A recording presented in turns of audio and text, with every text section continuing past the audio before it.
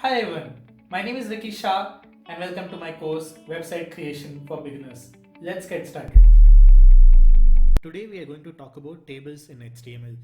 Alright, so let's take a look at the table that you see here on the screen. Well, in this table, this entire thing is a table. Anything that comes from the top to the bottom is a column. This part is also a column, and then this part is also a column. So I can say there are three columns. Column number 1, and then column number 2, and then column number 3. Now anything that goes from left to right is known as a row. So this is row number 1, row number 2, and row number 3. Well, this entire thing is a table. The first row, or the entries that you find in the first row, are ideally known as table headers, or the header of the column, as in what information is going to be present in that particular column. For example, if I've put in first name here, the entire set of columns will have data which is related to first name.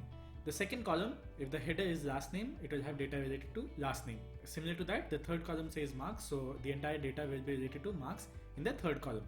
Now, all these entries that you see here is known as a table data, or a data in a table. A table in HTML is represented by the table tag.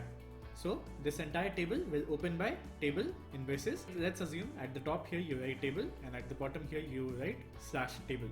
So a table tag will open, and then the table tag has to be closed by /table. Within the table there will be a row. So a row is represented by tr, which means table row in braces, and then the end of the row will be marked by /row.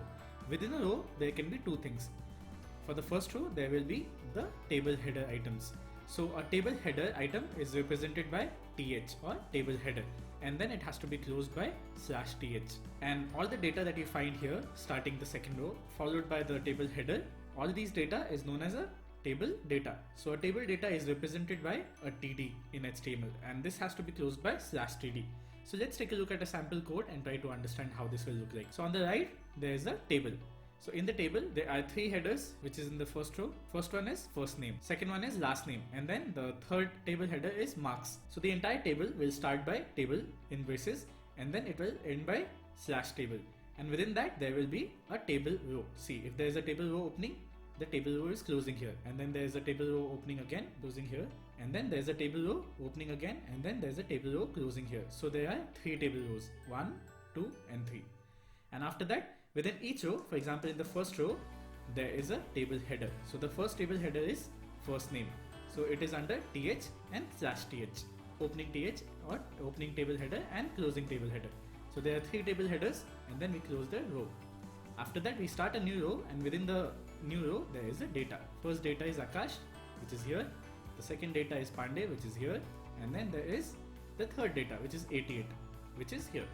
So similar to that, we can create as many rows as we want. Now let's go ahead and do this practically and try to understand this. So I'll open Notepad++ and just enter the sample HTML code here. If you do not have a sample HTML code, what you can do is you can go to my website wikishah.me/sample-html-code, and you will find the sample code from here. You can simply copy the code and paste it on your code editor. Let's do that. Let's create a new file. Or if you want, you can type this entire thing by yourself as well. Okay, so we are learning HTML tables. In sample body content, we'll open a table. So we can open a table by writing table, and we'll close the table by writing /table. Now within the table, the first row will be a table header. Now within the table, we'll open our first row, or table row. So a row is represented by tr. So we'll write tr, and we'll close the first row by /tr. Now within this first row, we will add table header, because the first column has a table header. So we'll represent table header by th, and we'll close table header by /th. So the first table header, let's try to create the same table that we see here on the screen. So the first table header here is first name. Let's enter that code. Now we'll enter the second header. Let's enter th, and then let's close it by /th. Now the second header is last name. Let's do it again. We'll open another header, th, and then we'll close it by /th. Within this we'll write marks. Alright, so let's save this as html table.html. let's try to open this file and see how does it look like.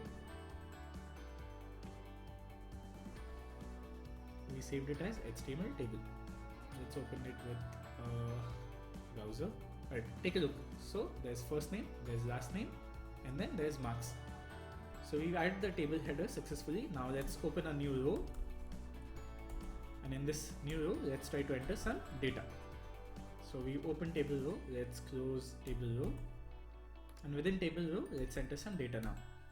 So we will enter table data by td, and after entering td, we'll close table data by /td. Between this, we'll enter some data. Let's say my name is Vicky. So this is the first table data, which will appear here under first name, under the header first name. Now the second header here is last name.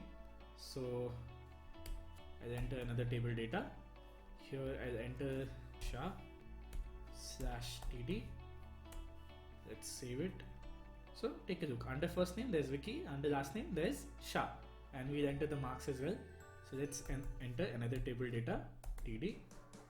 Let's close td /td. In between that, let's write 90%. And I'll save this and refresh it here. See. So first name is Vicky, last name is Shah, and then the marks is 90%. So we are not learning about designing at the moment. We will learn about designing once we start working with CSS. So we've already entered one row. If you want to enter another row, what you can do is you can write this entire code again, tr, close tr. So this will create a new row, and within this row, you will have to enter new table data by td.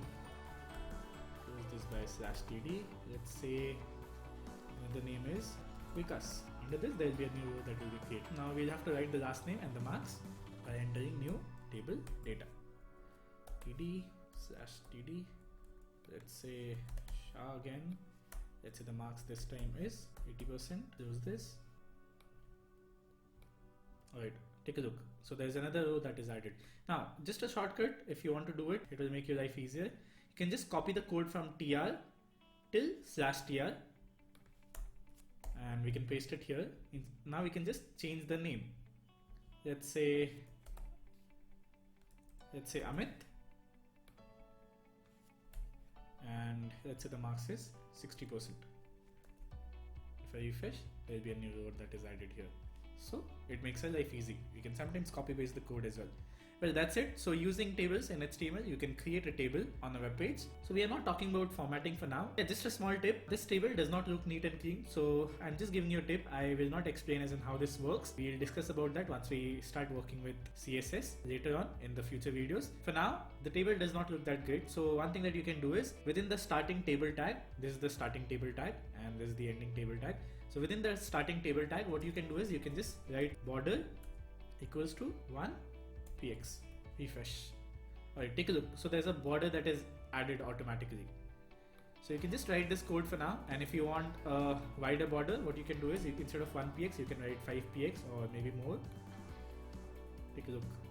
Or let's say if I write 30px, there's a bigger border that is added. Well, that's it for now. See you all in the next video. Please subscribe the channel and like the video as well. Also, please refer the video to your friends who are looking forward to learn HTML. All the best. Take care. Bye-bye.